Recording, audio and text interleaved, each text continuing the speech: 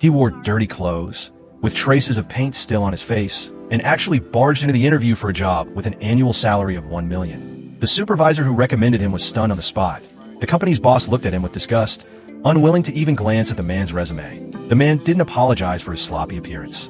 He looked at everyone sincerely and said, "I was detained overnight last night for failing to pay a traffic fine, so I didn't have time to change my clothes." Hearing this, the boss's expression turned even colder, and he casually threw out a tricky question. If someone came to an interview without even wearing a shirt, what would you think? "You must have had on some really nice pants." This humorous answer amused the boss, and he passed the interview. But a bigger challenge lay ahead. There was no salary during the internship. How was he going to support his family? After thinking hard for a long time, he still didn't want to give up this opportunity. The next day, he started the internship. The company's requirements were extremely strict.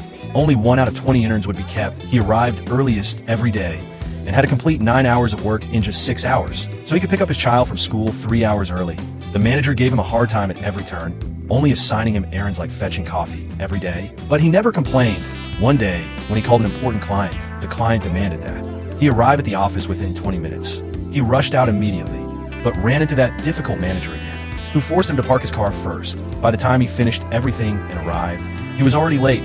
Misfortune never comes alone. The last piece of equipment was broken and no one bought it. The father and son couldn't afford the rent and were even kicked out by the landlord after ending up on the streets. They took refuge in a public restroom. That night, as they sheltered there, someone knocked on the door. The father covered his son's ears with one hand and braced his foot against the door. This tough man finally broke down and cried at that moment. The next day, he went to work as usual. After work, he took his son to the shelter. Late at night, he put the boy to sleep and stayed up alone to repair the equipment, reading by the faint light from the window. By day, he worked furiously, racing to secure a bed at the shelter each evening. He buried himself in hard study and finally faced the crucial exam, finishing the test quickly and handing it in. Just as he was about to leave the company, the boss stopped him. "Lend me $5 for a taxi."